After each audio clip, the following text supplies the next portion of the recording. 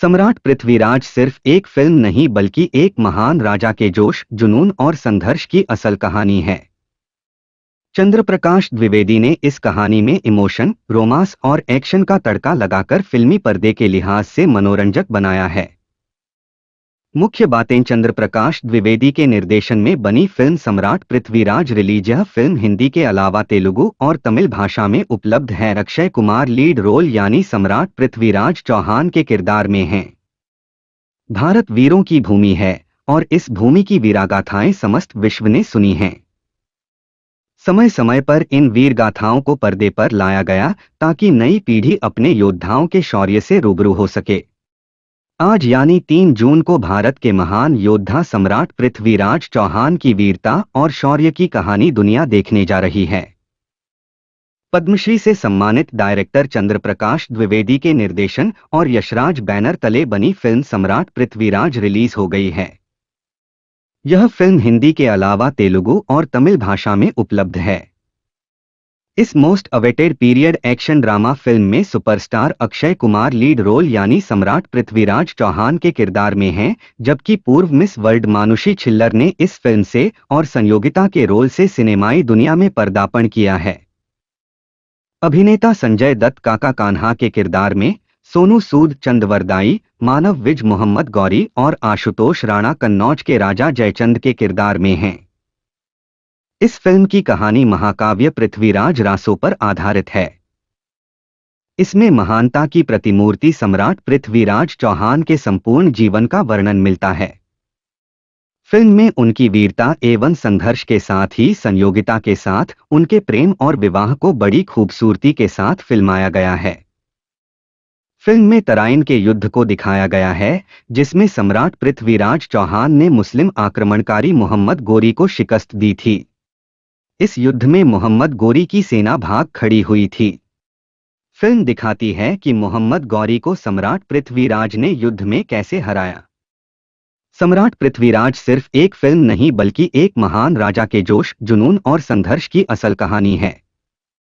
चंद्रप्रकाश द्विवेदी ने इस कहानी में इमोशन, रोमांस और एक्शन का तड़का लगाकर फिल्मी पर्दे के लिहाज से मनोरंजक बनाया है।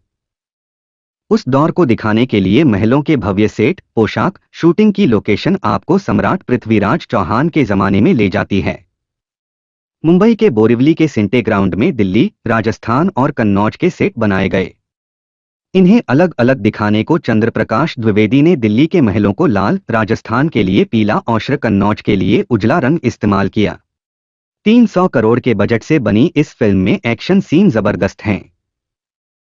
फिल्म में अक्षय कुमार शेरों से भिड़ते नजर आ रहे हैं।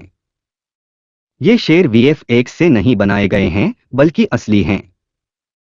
क्रू मेंबर्स इस सीन के लिए अफ्रीका गए थे और वहां प्रशिक्षित शेरों के साथ मनमुताबिक सीन शूट किए गए। क्रोमा के माध्यम से शेरों की एक्टिविटी को शूट किया गया और मुंबई आकर अक्षय के उसे क्रोमा के जरिए मैच किया गया।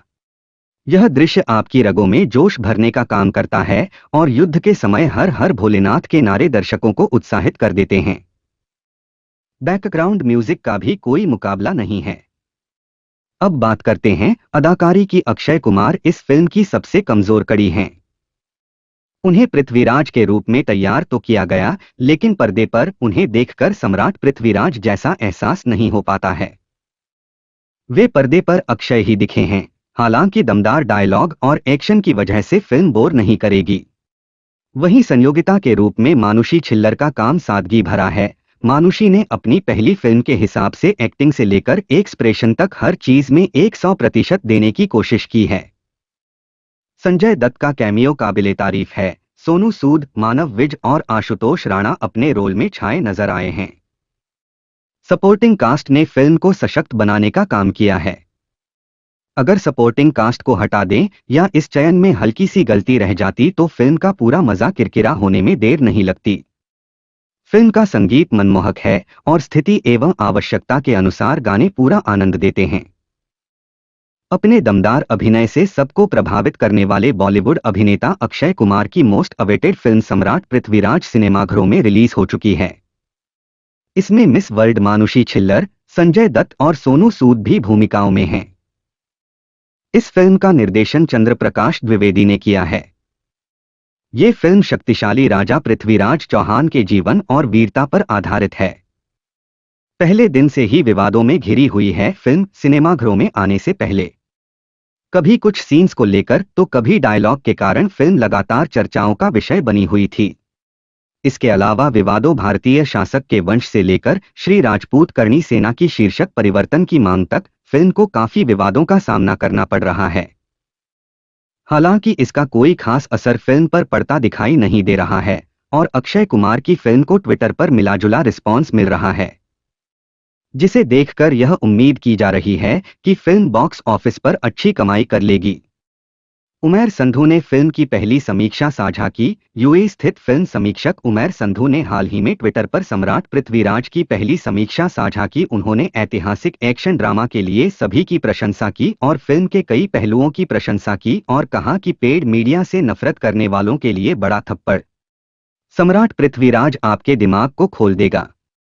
भारत में अब तक के सर्वश्रेष्ठ पीरियड ड्रामा में से एक।